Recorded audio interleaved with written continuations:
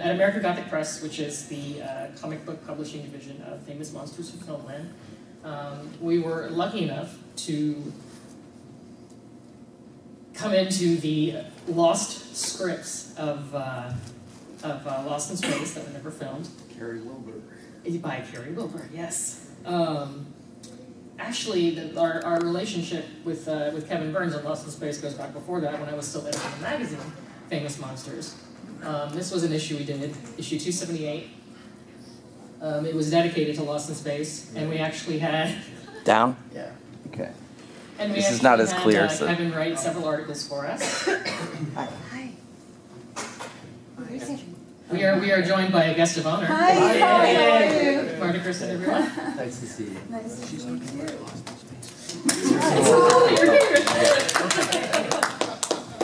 Awesome. So, yeah, this was Famous Monsters number 278. We collaborated with Kevin Burns on about half the issue was dedicated to Lost in Space. And as you may know, Kevin Burns and John Jashny are partnered with, they created Synthesis Entertainment, which is actually dedicated to basically developing the properties of Irwin Allen in various ways. And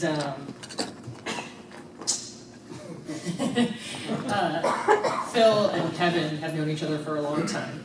And obviously, when Kevin heard that Famous Monsters was doing comic books, we were approached, and Phil and Kevin had the conversation, essentially.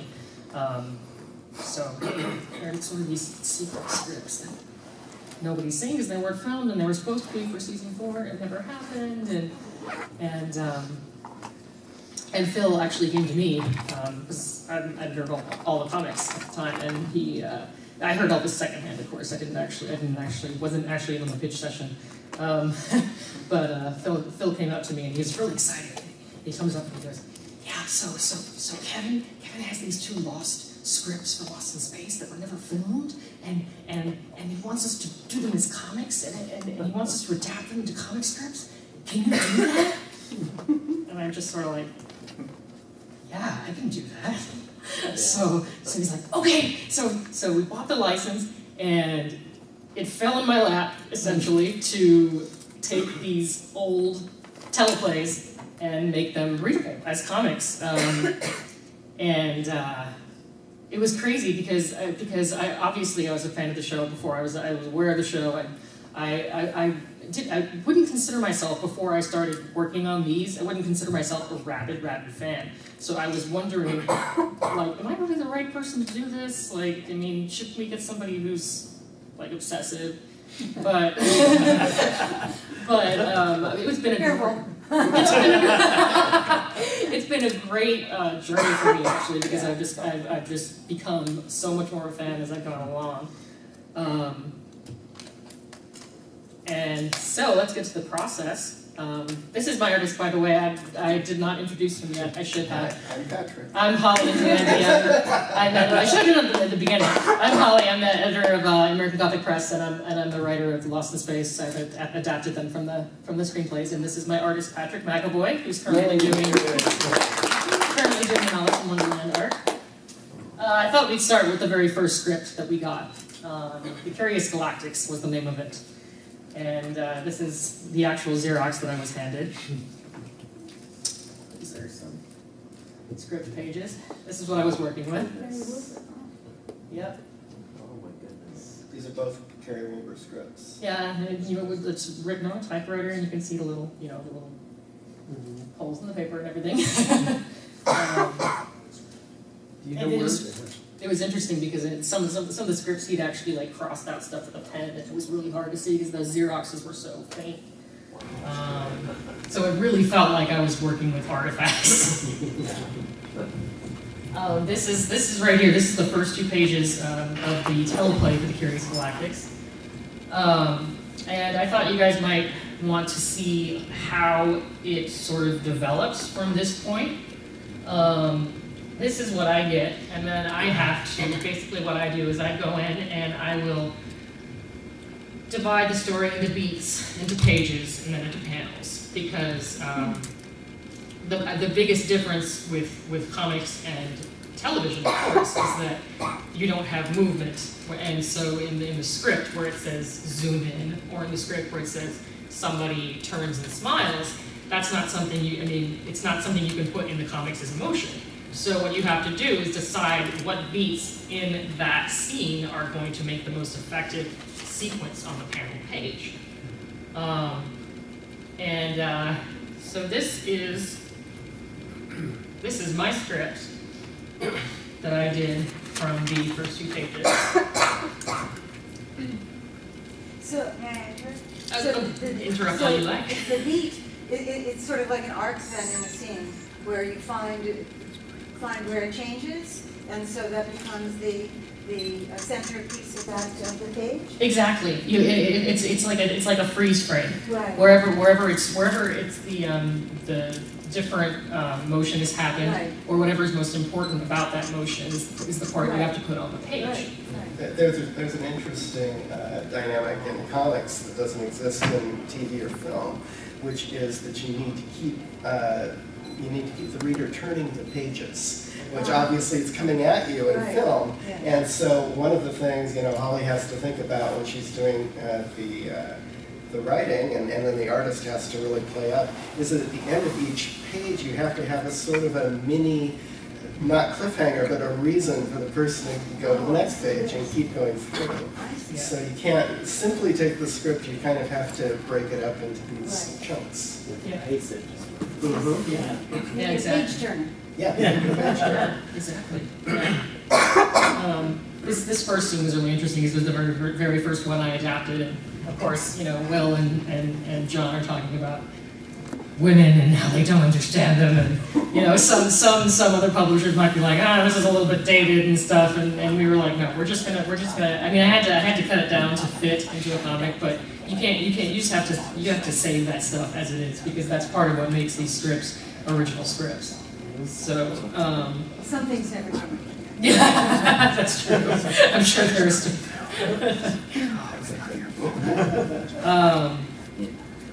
And this is the result of that first page. Oh, the artist one. This is for the first arc, actually. Patrick did the colors for this, hence all the purple. He's a big fan of purple. The artist is actually someone we found in Greece. His name is Kostas Pantolis, and we worked with him very closely on likenesses and the panels. And we couldn't find a colorist because Kostas's inks were great. And we tried a couple of people and Well, and then a friend of a friend got me in touch with you to do covers.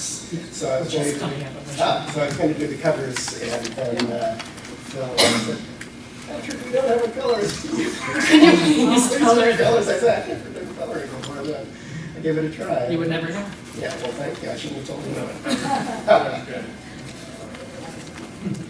And this is another example of, this is also from the first 2 pages, that if you go back and see on the original script, a ball of light races out of the sky and dips down over surrounding hills, leaving a sky filled with afterglow.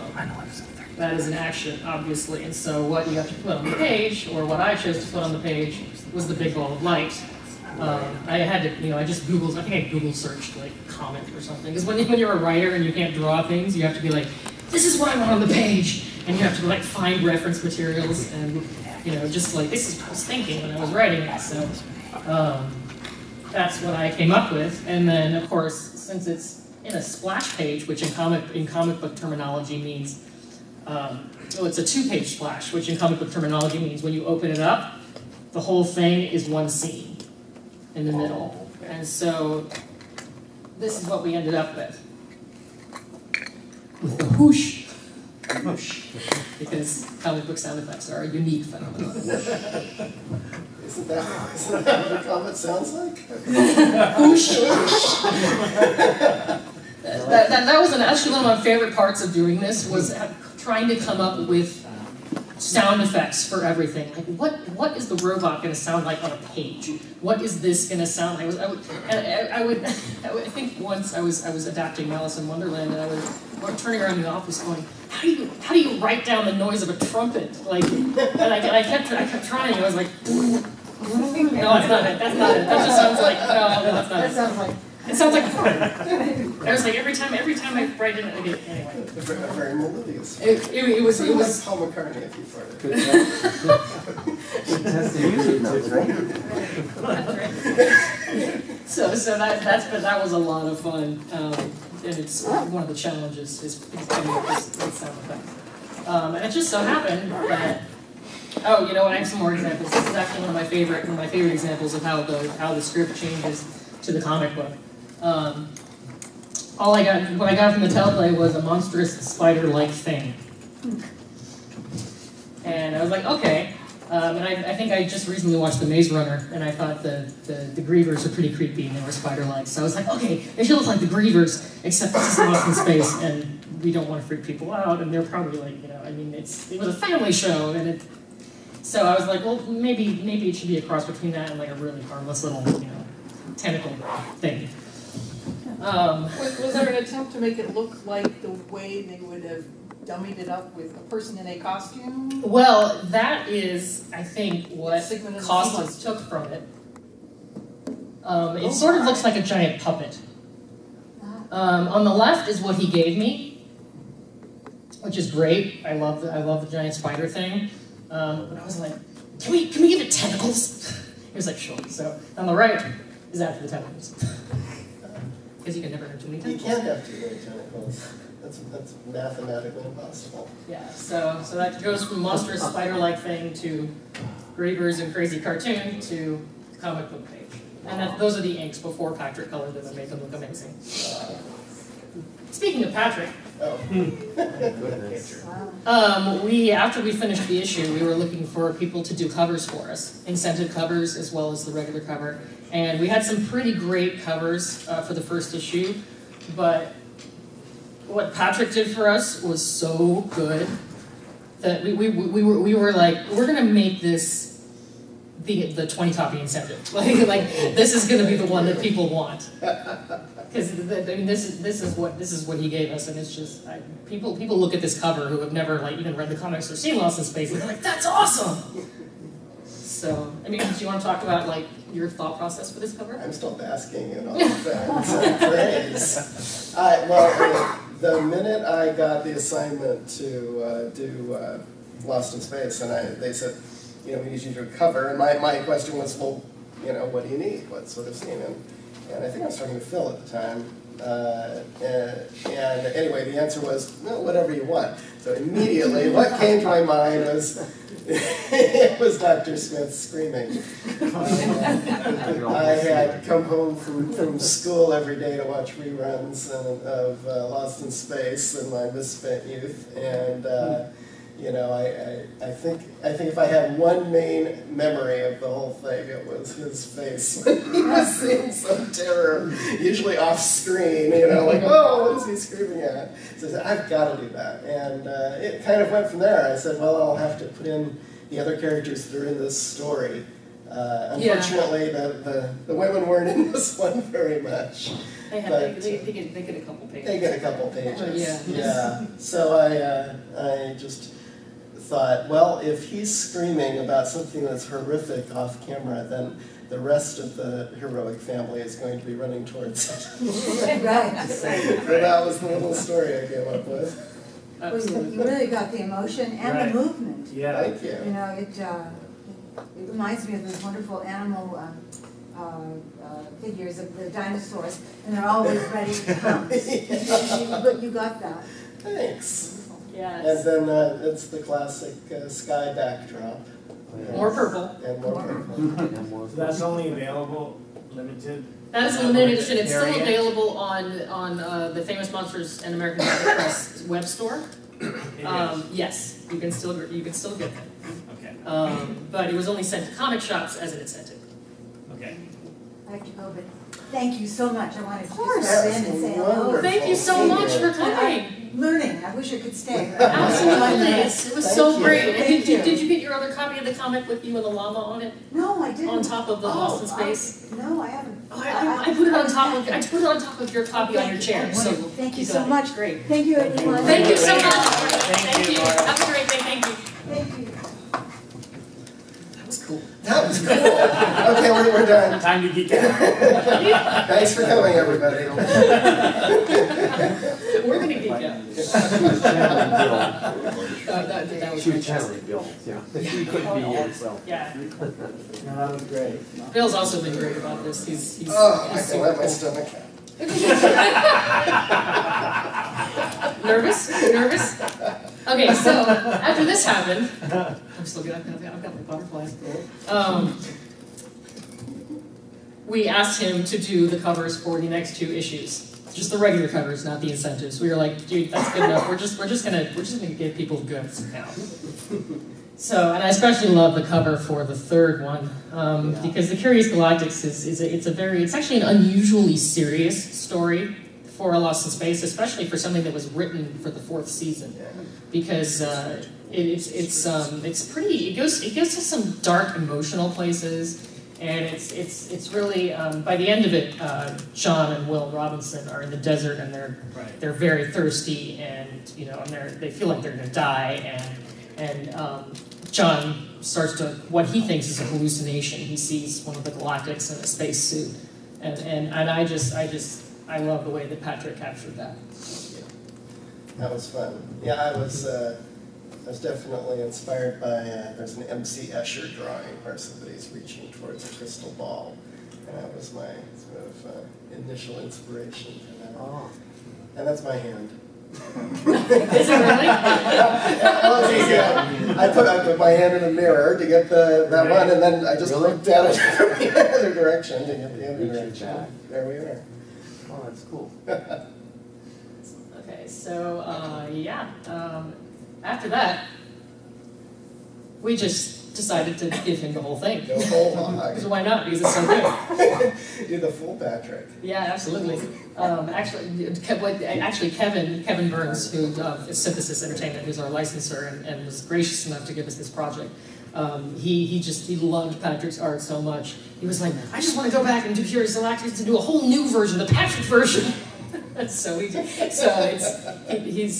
very pleased, and so we. It's good to have a fan. The next arc after the Curious Galactics was over, called Malice in Wonderland, which I'm told was originally titled Malice in Wonder Space, but what was actually on the type script that I got was Malice in Wonderland. And as you can probably guess, it was very much like the crazy, sort of silly Dr. Smith episodes from season 3, with an Alice in Wonderland twist.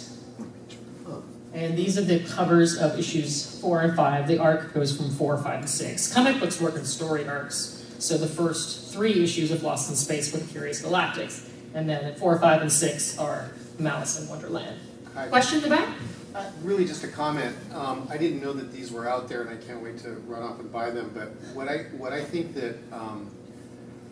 is really great about this is that you honored the original material. You didn't try to turn it into something else, and I think that you caught all of the key little touchstones that we recognize about Lost in Space, from the sense of adventure to the camp, and it's all right there in the art, and it looks, I mean, it's so familiar that you almost feel like you've seen it, before. So I just think you did a really great job. I think you nailed Lost in Space. Oh, thank you so much. That's so good to hear. Thank you. Now, are these variants? That is really or? nice. No, these are the regular covers. Okay.